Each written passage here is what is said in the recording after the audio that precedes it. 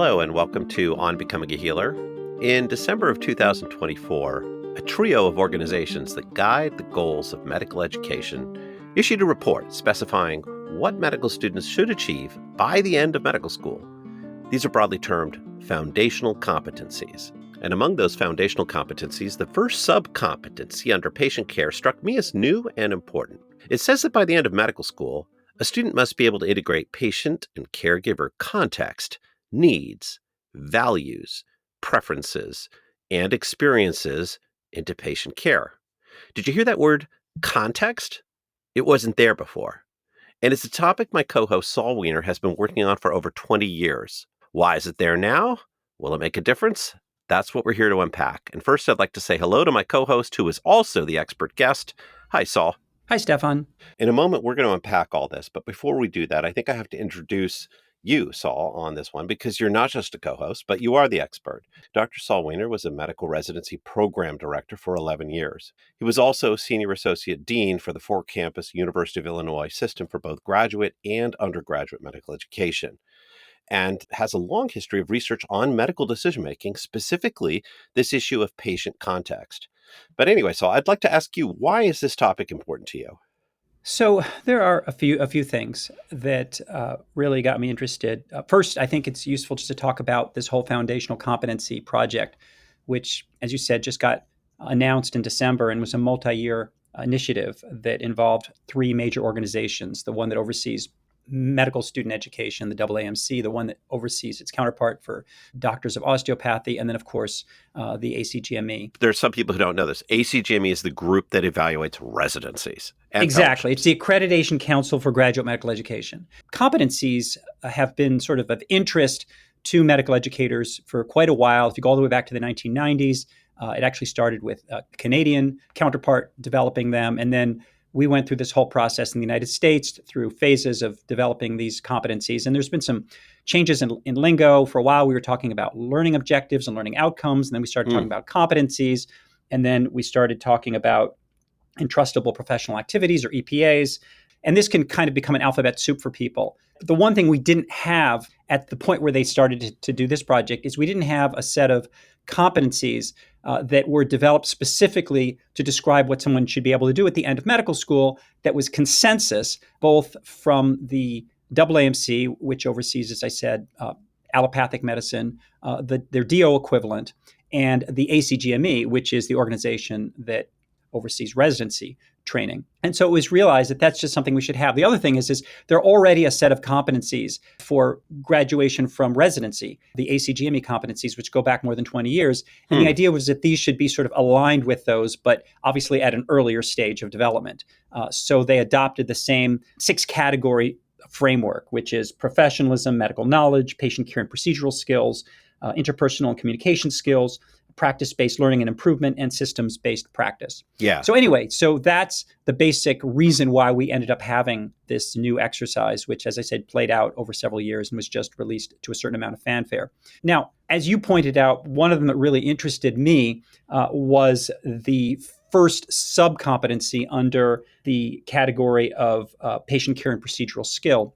Yeah. Which speaks specifically to the importance of taking into account the life context of patients and their preferences when making medical decisions. And it's sad to say, but that actually is not in any of the prior competencies, at least to a degree that I would call recognizable. And yet it's so foundational, not just to being a physician, but really to, I would say, everything we've talked about on this podcast over the last several years, which is it's really about not just completing tasks with patients like conducting a history, conducting a physical exam, but it's this very high-level process of figuring out what's going on in that patient's life, who are they as the person, what are their behavioral characteristics, what are their what kind of challenges are they facing, what's important to them, and then integrating all of that into care planning. And the fact that that's now the first sub-competency under patient care, I think is very exciting and important. And I think it's something that warrants just exploring and talking about. And as you know, it's a thing that I've been so interested in for so long. Yeah. So for John Q. Public, who isn't a medical educator, they stop and they think, well, isn't it just the case that you have to learn a bunch of stuff you got to know by the end of medical school? And what I hear you saying is that within the world of medical education, it's not just you got know a bunch of stuff at the end of medical school. You have to have knowledge attitudes, and the capacity to do things at the end of medical school. And that's what competencies are getting at. Do I have that right? Yeah, and one thing that's really interesting is that the entity that actually accredits medical schools, which is known as the LCME or Liaison Committee on Medical Education, actually says that each medical school should decide what the competencies will be, Ah, and actually that's the responsibility of the faculty of that medical school collectively through an organized process, and that they're then supposed to teach those competencies. And when this new foundational document came out, they acknowledged that. They said, look, we're not imposing these competencies on every medical school. That's not what we're here for. We think it would be great if medical schools adopted them, and it does represent a consensus, but ultimately it is your call as a medical school to decide how you want to use these. And I think it's important to point that out, that these are not dictates. yeah. They're intended to be a resource. And that's kind of a fine line, because on the one hand, they're sort of saying, hint, hint, we'd really like you to take these seriously. On the other hand, they're saying, but we also recognize that one of the, and they don't say this explicitly, but one of the tenets of higher education is that the curriculum is owned by the faculty at each university. And therefore that's something quite sacred. And so that might be sort of a curious phenomenon for people outside of medicine, because you'd sort of say, what? You mean like there's no consensus on what you need to know to be a doctor? Correct. In a technical sense, that's true. Although I would say that these competencies are so high level that the wording may differ from medical school to medical school, but everybody agrees you got to be able to do a physical exam that's appropriate. Everybody agrees you need to be able to do a medical history that's appropriate for the situation and so forth. The other point that I think really is important to mention is that, in my opinion, medical schools do a terrible job at assessment. And this is a really important issue, because you can have the most phenomenal competencies specified, but if you're not able to really know if your learners have achieved them before you hand them a diploma and move them on, then how good is that? And I think it's also important to say that there is a whole literature on how you assess competencies. There's actually an assessment framework called the Miller Pyramid for assessment, which medical educators are familiar with. But briefly, it's a pyramid. It starts with essentially what the person knows. And then above that is knows how. And then above that is shows how. And then above that is does. So knowledge, competence. Yeah. They do the thing. Yeah. So it's knowledge, competence, performance, and action. And I think that we've got it down, the knowledge piece. Like, we just give multiple choice tests. That we do. But clearly, what we're really looking for in a doctor, or in someone who's about to become a doctor, is way higher on the pyramid for a lot of stuff. Yeah. Right. And we don't invest very much in medical education when it comes to that level of assessment. I mean, we do have some stuff. We have what are called OSCEs, which are... You can watch a student. Yeah, you can try to do and something. There's structured exercises where you can bring students into a laboratory, and it's an observed, structured clinical examination. And these are excellent, but they're pretty labor intensive to set up, and they can only measure very specific things in a very specific setting, which is somewhat artificial. It's in a simulated environment. But I was talking to my daughter, who has trained as an elementary school educator and went through a certification process. And she described how they would hire essentially teachers, many of them were retired, to come into a classroom and observe her for an hour at a time. And before they even came in, they would want to know what her lesson plan was, and then they would determine in a very structured way whether she was achieving the goals of that lesson plan. And as an attending, no one expects me, especially when I'm precepting a bunch of residents, to just spend an hour going in and watching a medical student. And that's because my time is expensive. And it's not just expensive because I'm paid more than a teacher, but it's expensive because if it's an opportunity cost, right? If I were doing that, I couldn't be billing for patient care. And so I think that there's just this disconnect between having all these wonderful competencies and the resources that would be required to genuinely assess them. And so I think assessment is really all over the map. I get handed these forms by residents when I'm attending. Oh, can you watch me do this? Because they have to have a certain number of forms. And I'll go in and I'll spend 5 minutes because then I have to run it because someone else has to present to me. And I'll just be like, good job. And I'll check off a bunch of stuff. And the thing is that's not rigorous assessment. No. Yeah. And you've just laid a lot of crepe as to why we should be skeptical of all this, which is normally my job. But now at this point, I think it's really important that we talk about the promise of this new definition of a competency, even if we're going to come back around and talk about why it might be hard to achieve. But in fact, we are excited about this new concept that Within the domain of patient care and procedural skills, somebody in a complex committee of expert groups sat around and decided that one subcompetency has to do with how patient care is done and specifically how decisions are made, and that the graduating medical students should be able to integrate patient and caregiver context, needs, values, preferences, and experiences. Let's go through those terms. I think some people familiar with the podcast know this, but again, what is context? So, what I should say also is that during this multi-year process, they sought input from anyone, and anyone could sort of put in their 2 cents. And obviously, I jumped at the opportunity to. Okay, you put in 2 cents. I put to encourage this key area, and I was not part of the committee at all, and they took input from a number of people. I'm just so happy that they included this. Now, I do think that there is some redundancy in this, and I think it's worth teasing apart this sentence because it is so rich with content. So first of all, context needs. First of all, what is patient context? Patient context is anything that pertains to an individual's circumstances or behaviors that's relevant to planning their care. So if you're trying to figure out how do I make sure that this patient is able to adhere to this treatment plan or understand why they're having such a hard time doing it, I need some context, right? I need to find out, are there particular barriers to why this person is not making it to appointments or that they seem to get very anxious and pull back when we talk about certain things. And so my job as a clinician is to pick up on those cues, to find out what's going on, to see what I can learn from that individual, either by observing them or by just things they tell me, and then to take that into account in the care plan. And that is what we mean by contextualizing care. And you'll see that I laid it out to you actually as 4 steps, right? So the first step was noticing those clues that a person is struggling with some life issue. And I mentioned a few. I said the missed appointments and so forth. But it could be anything. It could be a patient saying, I'm sorry, I'm just not going to take that medication right now. It doesn't seem right to me.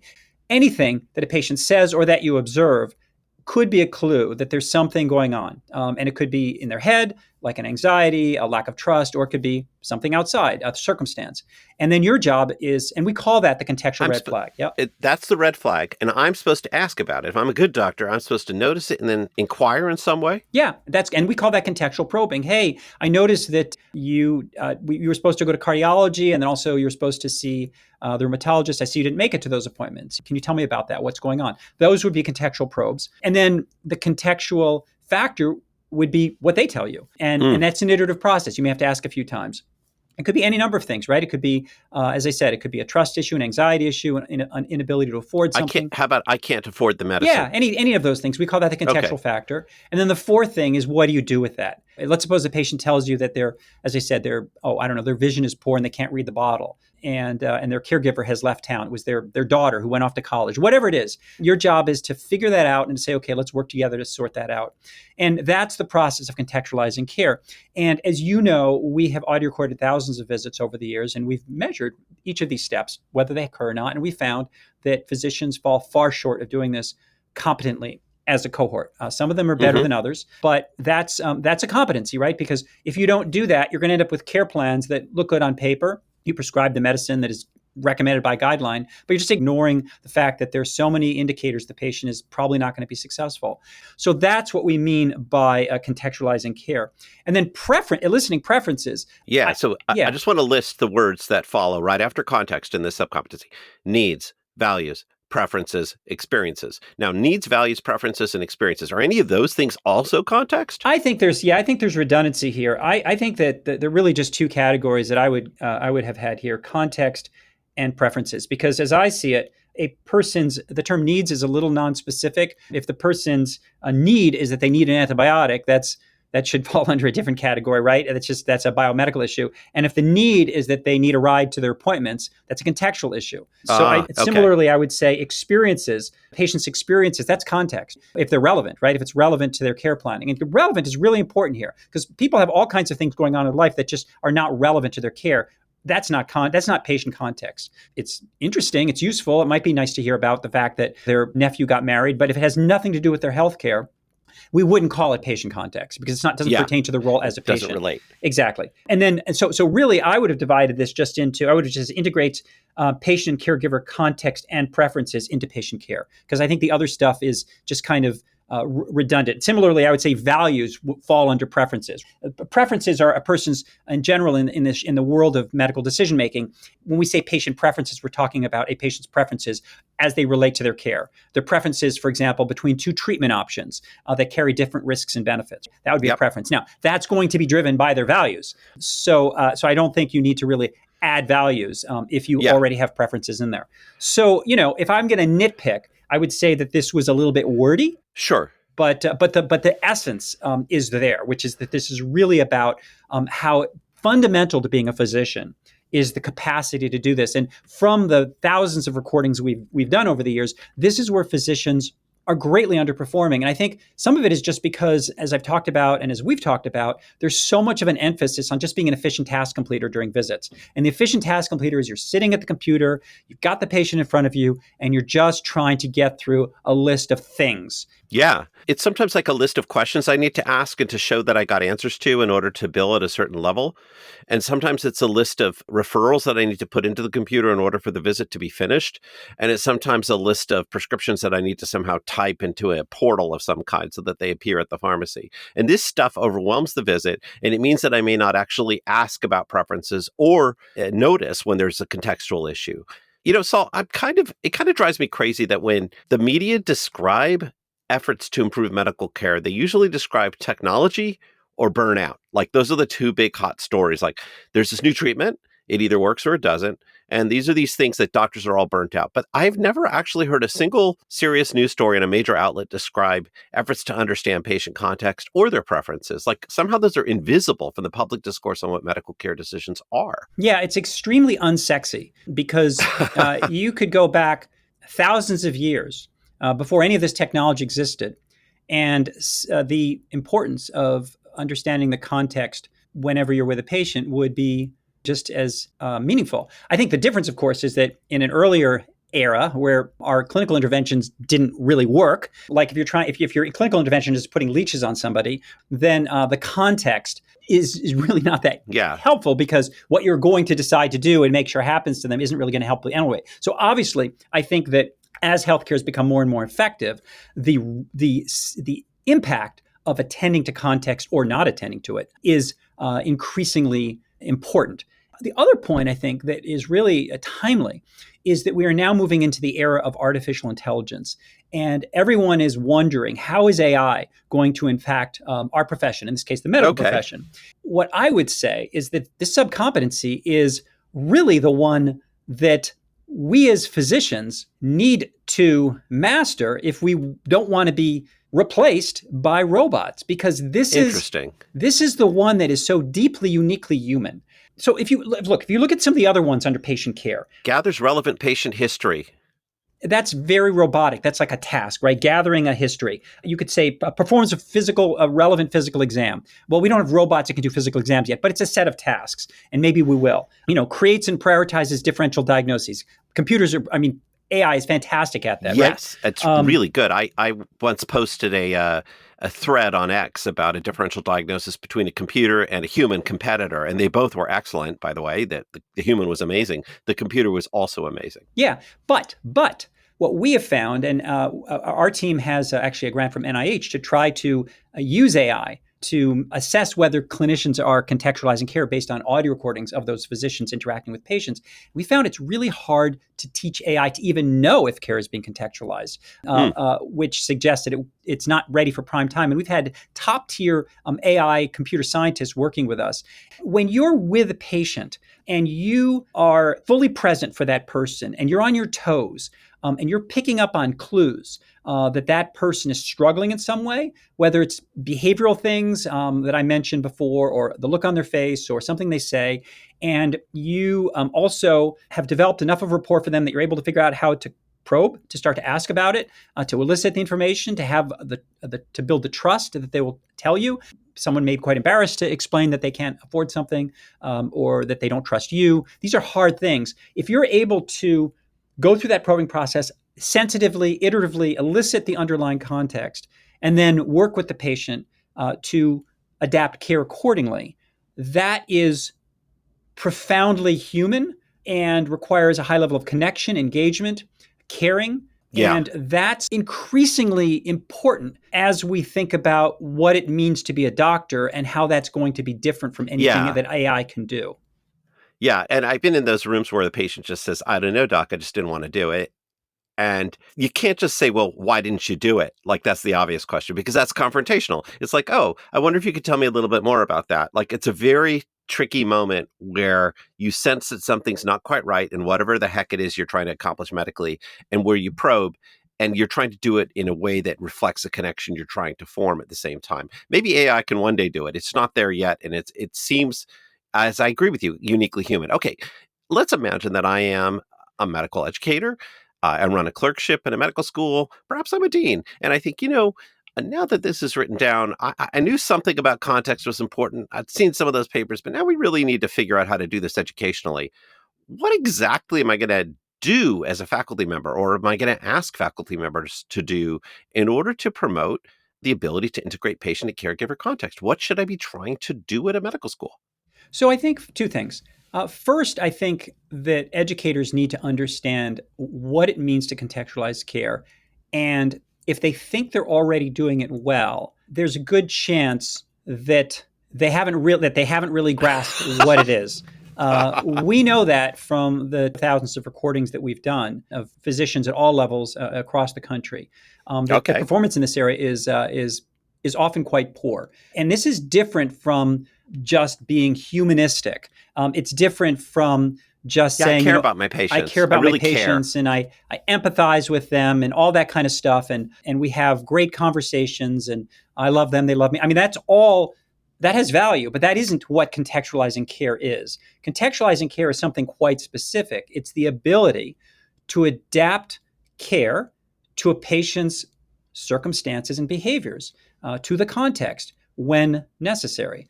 And that, as I said, requires a four-step process that is easier said than done. And it also requires the capacity to be engaged with the patient in such a way that you're not making assumptions about them, that you're not judgmental, that there's a sense of shared humanity so they feel comfortable with you. So it's quite complex. And I think that we have to begin by understanding often our ignorance about what it means to contextualize care. Now, I'm sure there's some physicians and listeners who are very good at this. Yeah. And I think most of us are good at it in some situations, but not in others. But I think we Yeah. have to acknowledge that this is not something soft. It's not Correct. something This that's isn't just unmeasured. bedside manner. It's not just bedside manner. And I think that we have been able to study it because it is quantifiable. We have a team that You listens to audio record recordings. visits. Yeah. And we specifically listen for, are there contextual red flags? If so, did the physician probe them? If so, did the patient reveal the context? And if so, was it adapted in the care plan? And we have been able to measure the extent to which physicians do or don't do this. We've talked about this on other episodes. And we've also been able to show that when physicians do this well, the patients have better downstream outcomes. I mean, that's about the most rigorous way you can justify the need for a competency that can show that it actually affects patient Yeah. outcomes. I remember you doing this in regard to a group of patients who had diabetes, and you were assessing whether or not there was something going on there were contextual clues in their diabetes care. And you published a paper about that maybe 10 years ago or so. What was the outcome? Well, as you know, we've looked at a number of outcomes, but the commonality among them is that we start by looking at what it is that the patient has been struggling with. If their A1C has gone from 7 to 9, that is obviously a clue that something's going on in their life that has derailed their ability to manage their diabetes. And we would call that a contextual red flag. It could be anything. It could be that they can't afford insulin glargine, or it could be, they're embarrassed to take insulin, or they're not able to take it at work, for instance. Who knows? And the point is that it's a clue. The doctor's job is to start asking questions to figure out what's going on, to elicit the underlying narrative, the context, and then to work with the patient to figure out what the next steps are going to be. And what we have found is that when those four steps occur, that A1C is more likely to come down over the next 4 months than if that conversation doesn't occur. And we've shown that for many types of presenting red flags. If the red flag is that the patient has been missing appointments to their cardiologist, and you find out that it's a transportation issue, or they don't like the person who they're supposed to be referred to, and you sort that out and you address it, that patient is more likely to then make it to that appointment. That's just the thing that we're studying, which is that the outcome is really the resolution of the red flag. And what we have found is that It's a generalizable competency. It's something that you do in any specialty or subspecialty of medicine, unless, of course, you have no patient interaction. We haven't yet talked about how do you teach this. I just Yeah. wanted to How do I start. teach it? Yeah, If I'm the dean and I say, okay, I'm telling all of you, you have to teach this now. Half the faculty are going to look at me and say, well, I can listen to a podcast, I can read a book, I can read an article to understand what it is, but I don't understand how you want me to teach it. That's a fair question, isn't it? Yeah. So one resource I would mention is that I have been working over the last year with the Institute for Healthcare Improvement, or IHI, which is Oh, very okay. well known to medical schools. It's kind of one of the best known organizations that advocates for quality of care and that develops resources to improve quality of care. And they develop a lot of online curricula that medical schools use. And I've worked with them over the last year to develop approximately 3-hour module that can be broken in. It's 5 modules, but it's a 3-hour course that is entitled Contextualizing Care for the Clinician. And it walks the learner through, as I said, 5 modules. And at each point, there are exercises where you get to practice what you're being taught and see if you are effectively contextualizing care, and then it gives you feedback. And this course is based on the many studies that we've done on the key strategies to contextualizing care that are effective and that are most likely to drive better outcomes. I'll put the information in the description with this podcast Yeah. episode. It's $10 for each learner, although I know IHI will also do bulk discounts for medical schools, and I'll put in the email for any medical school that wants to contact the IHI for a bulk subscription to taking this particular course. I mean, I, by the way, navigated to it while we were speaking, so it looks pretty straightforward and it looks like you can purchase it. But I do think, as a matter of disclosure, we need to ask for each purchase, do you get some sort of payment here? Do we need to specify that? Yeah, I get the same royalty that I would get for an academic book. Oh, So okay. when I wrote my book on becoming a healer, or when I wrote the book Listening for What Matters, I get a 10% royalty. Okay. So And there's some money that would go to you. yeah, We yeah, don't want it's anybody to think that we hid that from them. no, not at all. You did make a free set of YouTube videos on contextualizing care, which are situated as fireside chats, and anybody can navigate to those on YouTube as well. And there's a set of lessons, and about 3 or 4 of them are really tightly honed on contextualizing care, and some of the others are actually about how it differs from other aspects of healthcare, like social determinants of health and things like that. So if somebody wanted to dive into this without even buying for $10, they could do that on YouTube.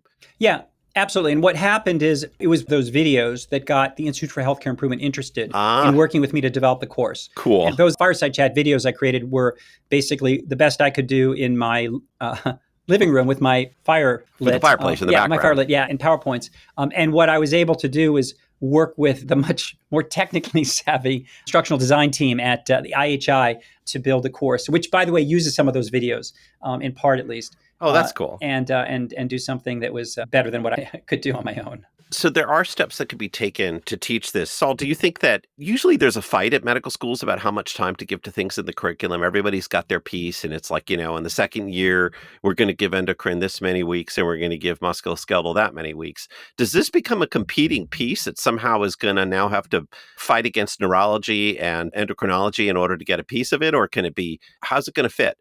To me, the idea that we would argue over whether to spend 3 hours of a 4-year curriculum on doing something that is foundational to being a physician and is essential to almost every medical encounter that we know affects patient healthcare outcomes and that doctors are currently not doing very well. To the idea that would have to argue over 3 hours for that is, to me, frankly bizarre. I do know people get into that, like, well, do we really have 3 hours of time? I'm like, I mean, give me a break. And again, we've had other episodes where we've talked about how much stuff is force fed to medical students from areas of basic science that none of us remember or ever use. So yeah, so I don't have a lot of sympathy for any medical school that would say, well, gosh, we're just too busy with biochemistry cycles that our students have to have down pat to spend any time talking about how you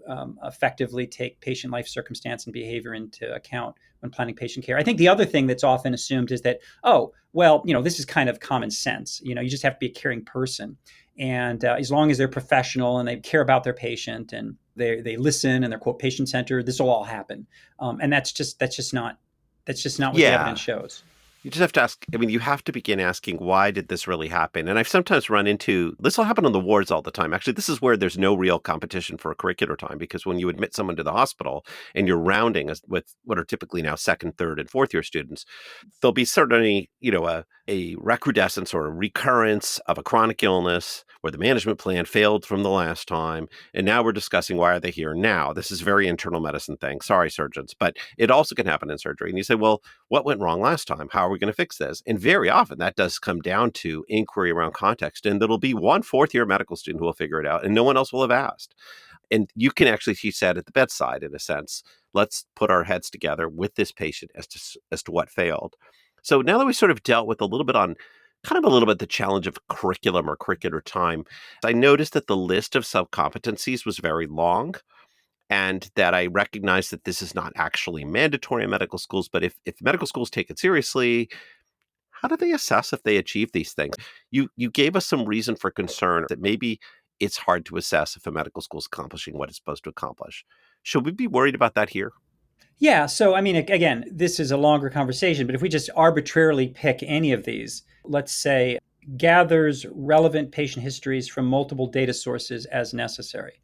Yeah. I That's, have to check a box. I need to tell you, I have to check a box on that for all the residents I work with. yeah. Now, think about what it would truly take to say that a medical student does this well. First of all, you have to be very thoughtful about what it means to take the word relevant patient history. Often medical students initially start by taking a sort of comprehensive history just to kind of learn the exhaustive approach. And then they have to kind of adapt that to taking a relevant patient history because no one has time to take an exhaustive history from a patient.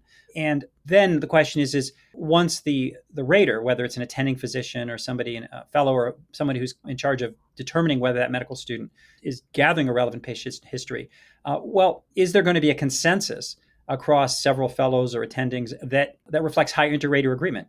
So would different attendings agree that that was relevant or not relevant, that things were missed, that things were not missed? And then the second thing is, how many different types of histories would you need to watch a medical student take in order to say that was not a Hmm. one-off? Yeah, they did a great job on that one, but with a different kind of patient, they completely blew it. So I think it would have to be several, and it couldn't just be a tiny piece of one. Like I was there for 5 minutes and I didn't catch the other 15 minutes of the history taking, but I filled out the form anyway, which I think happens. So I think the thing here is that really assessing a medical student is very time consuming, and yet it's incredibly important. And again, if I go back to the analogy of what they do in elementary school education, where they actually have somebody come in like retired. And by the way, I thought it was a kind of a cool idea that they tend to hire retired teachers. I can imagine hiring retired physicians to come in and do it as a kind of labor of love. They'd be paid something that was kind of showed respect for their time, but it would be mostly labor of love. And they'd come in and they'd go through some training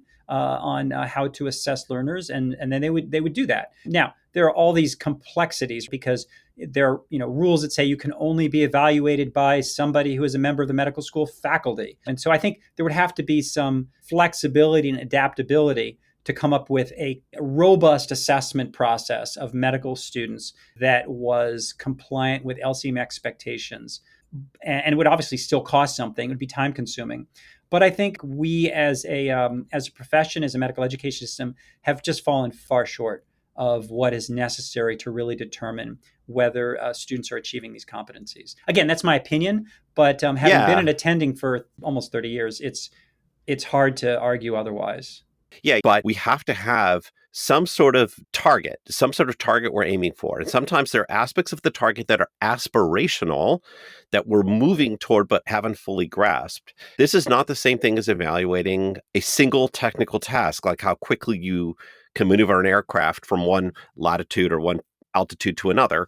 But we do have to have some targets. And it does seem like that's what the three organizations that produce this document tried to provide. Yeah, I do think we needed this document. So don't get me wrong. I think this document, as I said, serves a necessary purpose. You got to have a consensus, even if medical schools don't necessarily fully adopt them. You got to have a consensus on what the competencies are, and that for people finishing medical school. And I think that consensus has to be one that is arrived at by the right stakeholders, which include people, the organizations and people who represent them, who train medical students, and the ACGME, which is responsible for residents. So I think that was necessary. I think these competencies, reading through them, I think they're to me, I think they're just, in my opinion, I think they're pretty good. I think they kind of lay it out. One of the little exercises I did in my own brain is I asked myself for each of these, what would happen? What would I think if a graduate medical student couldn't do this? Would I consider them competent? And I was like, nah, I probably wouldn't.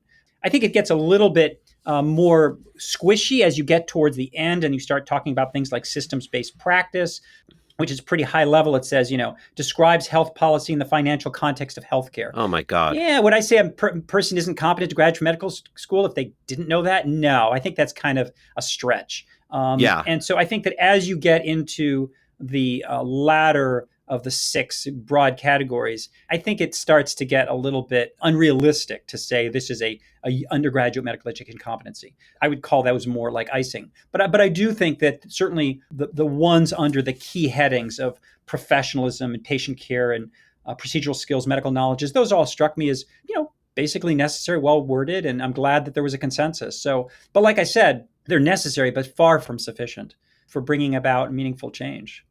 One thing that I don't hear you saying, and I guess this is pretty important to talk about, is the group that licenses or accredits medical schools is called the LCME. And they leave the final responsibility with the medical school, with the faculty, and they are not going to decredential a medical school because they didn't get subcompetency 3 taught and measured. Do I have that right?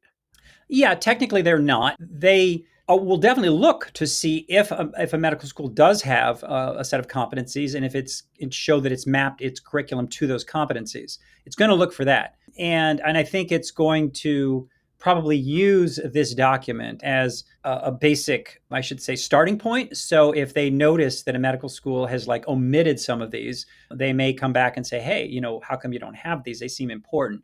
So I think this has some soft power. Okay. But again, it's not a directive. Got it. I don't personally see it as, because these competencies are very wide ranging and feel a little bit more complicated and interwoven than a single technical task, even flying an airplane. I hate to say it. I don't see a way to sort of set up a disciplinary system that threatens medical schools based on exactly how they do each one. They can do them very, very badly, and maybe that would stand out, but I don't see a disciplinary system. We've been talking about medical students, and we refer to that as, quote, undergraduate medical education, but there is this other world, which is after medical school, you go into residency, and residencies have to meet all kinds of expectations as well. Is there a good connection, a good consistency between what's demanded at the level of medical school education and residency education, or are those two things sitting in different worlds right now?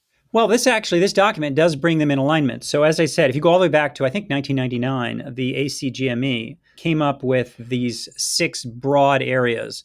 And then under each of them, they have a sentence or two to describe what they mean. And then what they said is that these are what we call the core competencies for ACGME, which is people graduating from a residency. And then they said each residency program category, internal medicine, pediatrics, family medicine, can kind of elaborate on these in their document. And so if you download the requirements for any residency, internal medicine, pediatrics, family medicine, surgery, you'll see that they all have these basic 6, but then they elaborate on each of them a little bit, and that gives more specificity. And those really are critical. So each residency program has to show that it's teaching to those specific competencies and evaluating them. But again, I would say the same concern, at least from my view, applies, which is that the evaluation process is often just fly-by-night attendings, checking off boxes on tons. I'll get in my inbox, you've got to do 12 of these or 15 of these. Yes, and me I'm too. just trying I'm to behind right now. Yeah, and you just go check. And I think that's, again, that falls far short of a meaningful assessment. And then again, I won't go into detail here, but there are what are called milestones, which were developed, which show that a competency isn't something that's on or off. It's something you build towards with specific metrics, achievable metrics. Yeah, and that you can evaluate. And so you'll say, when you fill out one of these evaluations, which are kind of on a Likert scale, you can kind of score how far that person is to getting to that competency or subcompetency. But again, I will say that in the ACGME document, under, for example, patient care, they really didn't have anything on contextualizing care. To my view, it's still missing. It's really absent. And now they have buzzwords. They'll say, you should be patient-centered. Isn't that the same thing? It's not the same thing, though, is it really? Well, Patient-centered. patient-centered has become a buzzword. If you say to somebody, what does it mean to be patient-centered? It's like, oh, I guess I should center everything around the patient. Oh, Now, yeah, that's clearly, it. clearly contextualizing care is a critical aspect of patient-centeredness. But it's an act. That's an act, whereas being patient-centered just sounds very generic to me at It's this very point. generic, yes. And actually, what I found is that if you look at the way in which the internal medicine programs interpret that in their program requirements, they completely miss the patient-centered piece. There's really no mention. It's very specific. It doesn't include, it has very specific things that are really biomedically focused, task focused. And there's really nothing that I would call patient-centered in terms of the way in which they parse that for the purposes of evaluating internal medicine. I would say in the family medicine, I went to look at Yeah, I family medicine. noticed they have those. They at least have the buzzwords. Yeah, the family medicine has more of the buzzwords. If you look at what family medicine I'm looking. Can I requires read it? here. Yeah, go ahead. Residents must be able to provide patient care that is patient and family-centered, compassionate, equitable, appropriate, and effective for the treatment of health problems and the promotion of health. That's the family medicine one. Do you agree? Yeah, exactly. And that's And a standout. it's got the words. It's nice. I resonate. My heart beats with it. Thank you, family medicine folks. But at the same time, it isn't describing inherently a set of tasks that we need to show we can do. Like, hear exactly what the patient said and make sure the care is structured around what they just said. Exactly. And it's implied. Yeah, and this goes back to what I was saying earlier, where a lot of attendings think they're doing something that isn't really contextualizing care. They'll say, oh yeah, we really believe in social drivers of health, and we really focus on the whole person, and we ask patients what's important to you and all that. And I'll say, that's fantastic, but that's not contextualizing care. Yeah. Contextualizing care is a very specific set of steps that gets you to a point where your care plan is adapted. And we have found that the two are not necessarily the same. We have people who can score very high on empathy and so forth, which is great, but it's just not the competency. And so I think that is, and the competency is so important because it's the competency that we know drives healthcare outcomes. So I think that these buzzwords incorporate contextualization of care, but they're such a high level, they're so general that they can give the false impression that, oh, we have these, we believe in them, we care about them, but that doesn't mean that the necessary skills and competencies are either being taught or being assessed. As we've been talking about this, I've been really wrestling with the fact that the ideas here sound to me compelling. I mean, the ideas laid out for medical education. I recognize that formalizing programs to teach them is within reach because there are like curricula out there now. And we've mentioned both the YouTube series and the one from the IHI. I am aware that if you're a dean or a senior associate dean for medical education, it's going to be hard to set up 1,000 programs to assess 1,000 skills all at once across all of your medical students. But I'm more like just a clinician. I work on the wards. I work in the clinic. And I don't think this is out of reach. That is, I wasn't going to read a curricular expectations document given my job description. I'm kind of happy I read this one because I'm now realizing I can do the kind of feedback that one of my mentors, Bob Centaur's, talked about, which is formative feedback. I can be on the wards with a resident or in clinic with a resident or a student and say, did you or did you not just do something that I thought was necessary? For instance, listen to whether there was a clue as to a problem in the patient's life and follow up on it to figure out what the heck was going on. Like, I can do formative feedback in real time, not on the checklist at the end, but right there and say, I noticed you asked about that. That was really important because he just told you what we need to do to change care. So even though this can be a little bit wonky for the policy people, this is one instance where I actually see a value for how this can impact my teaching right on the wards. Yeah, and I'm just thinking, I was in clinic a couple days ago in urgent care, and the resident presented to me a patient who was concerned about a tender, painful lesion over their, I think it was their left eyebrow, and they said it swelled up in the morning. And they came in because of this concern. And the resident said to me, I couldn't see anything. It felt tender to the patient. The patient says it swells up in the morning. So I'm not really sure what to make of this. I'm thinking maybe we should refer them to dermatology. So I went in to see this patient. Again, their forehead looked completely normal to me. And when I pushed on it, they jumped back. They said it hurt. And so then I started pushing on both sides at the same time, and I got them distracted. And I realized that once I had them distracted, I could mash on it, and there was no response. They weren't feeling any pain.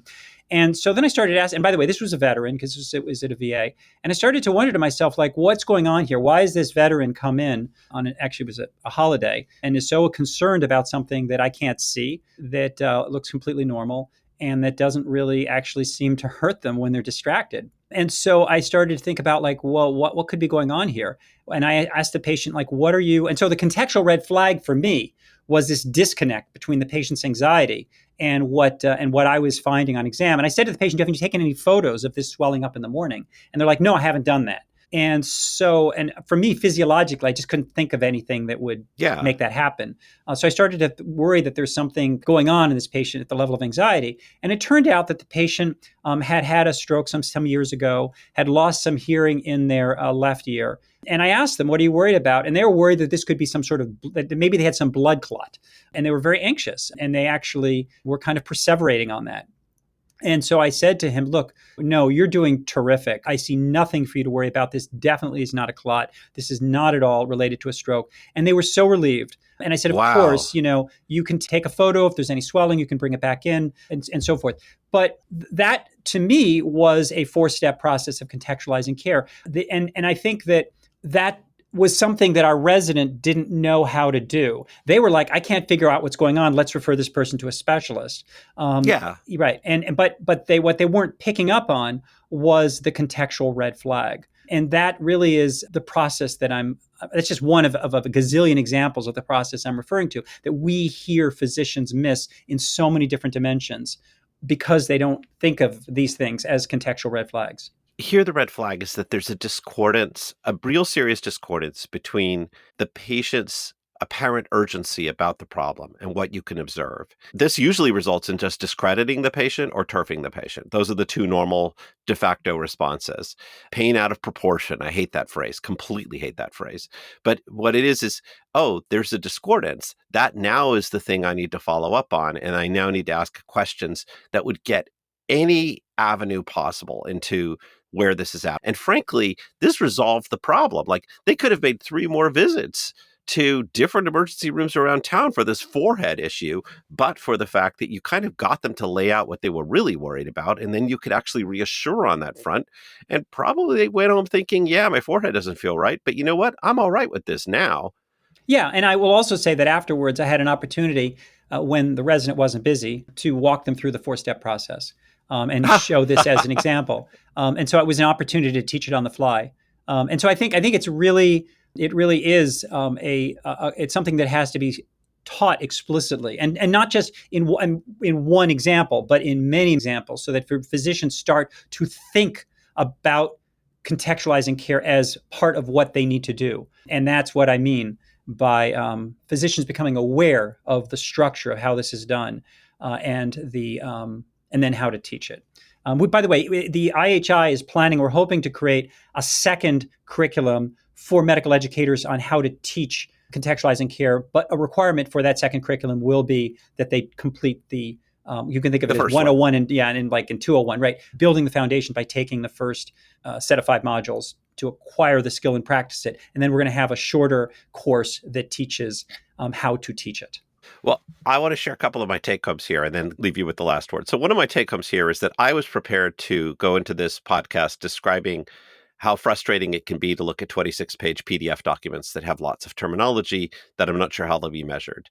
And I'm now of the opinion that it's really important for educators and the people who are committed to medical education to get together and try to lay out what that is that they're actually trying to achieve in medical education, even if it can't be tested on a standardized exam, and even if it's going to take time to develop the ideal method to evaluate it. I think there is value in it. I think it's something that we who teach should occasionally take a look at, and that frankly, this particular new edition, it's one we've talked about on the podcast. I'm obviously a fanboy, but at the same time, I think it's a valid exercise when I'm teaching to go ahead and bring up whether context was addressed.